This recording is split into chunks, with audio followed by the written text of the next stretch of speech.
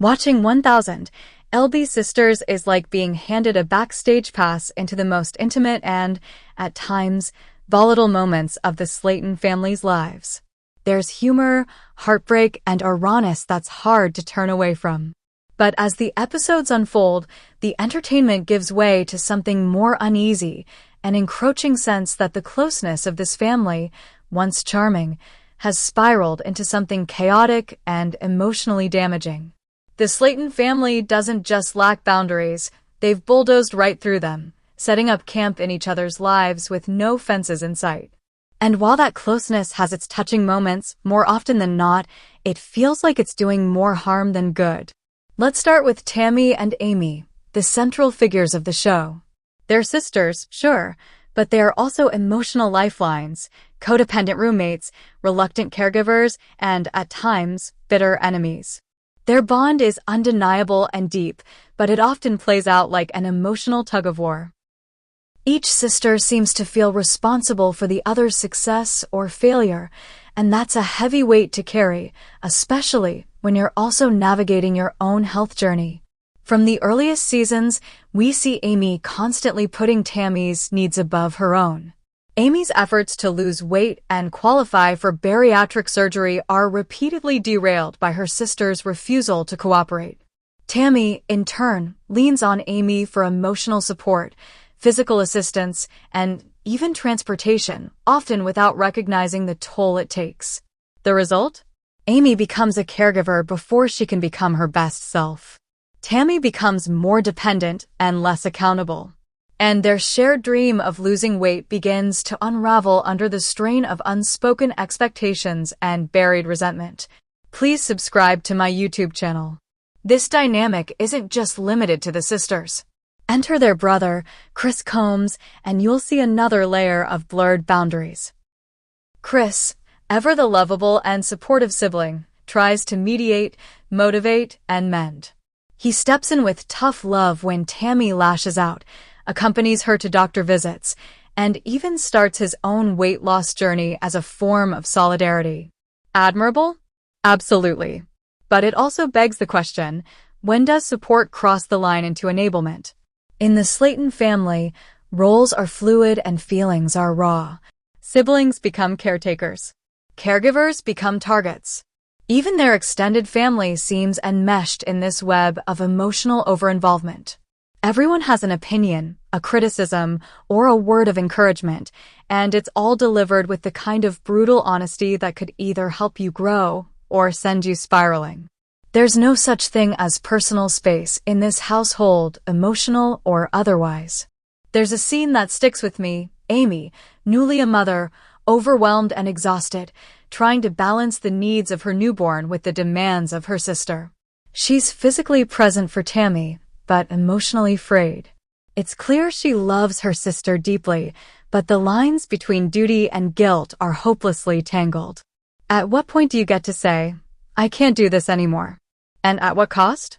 Of course, reality television thrives on drama. The Slaton's closeness makes for compelling content. The shouting matches, the tears, the reconciliations, they're the meat and potatoes of the show. But beneath the surface-level theatrics, there's something more troubling, the unspoken pressure to stay entwined, to never let go, to always put family first, even if it destroys you in the process.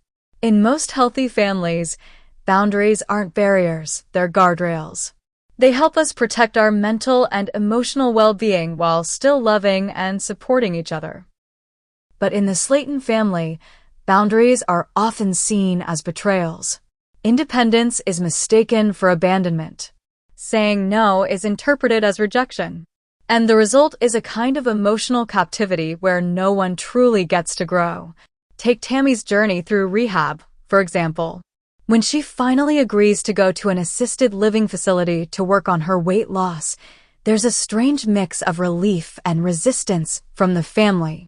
They're proud of her progress, but also worried about how she'll cope without them. But the truth is, Tammy thrives when she has space to think, to be accountable, to make decisions for herself without the cushion of family members constantly stepping in. That progress didn't come in spite of boundaries, it came because of them. please subscribe to my YouTube channel.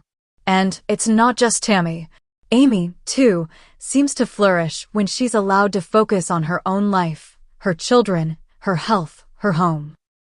She's not perfect, and the road isn't easy, but her moments of growth are almost always tied to moments where she steps away from the chaos of her family's dysfunction and asserts a sense of autonomy.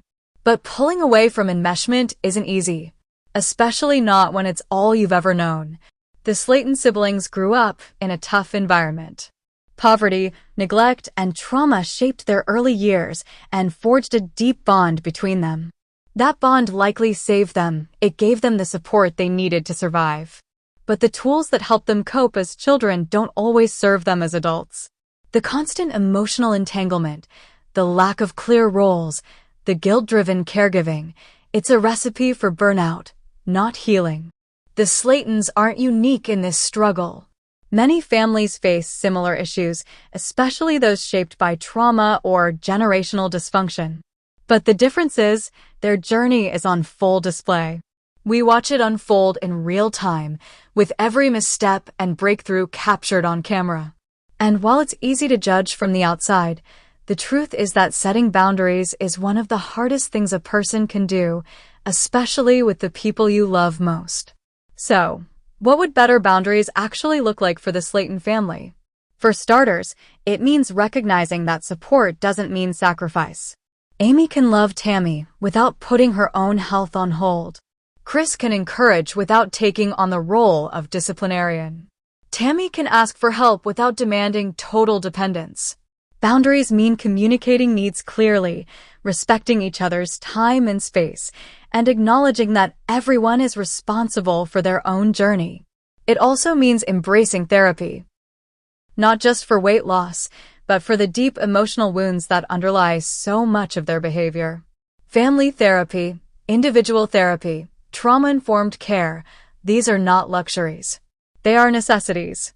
Because until the emotional roots are addressed, the surface issues, weight, conflict, control, will continue to resurface, no matter how much weight is lost or how many milestones are reached. Finally, it means giving each other and themselves permission to grow. That might mean living apart, pursuing different goals, or redefining their relationships. It might mean disappointing each other in the short term for the sake of long-term healing. And it might mean learning that love isn't about proximity, it's about respect. Watching 1000 LB Sisters can feel like an emotional roller coaster. You laugh, you cry, you yell at the screen. But the most lasting impression it leaves is this: healing doesn't happen in a vacuum. It happens when people are brave enough to step back, set boundaries, and start putting themselves first, not out of selfishness, but out of self-respect. The Slatons have survived so much. Their story is one of resilience, rawness, and real-life mess. But survival isn't the same as thriving.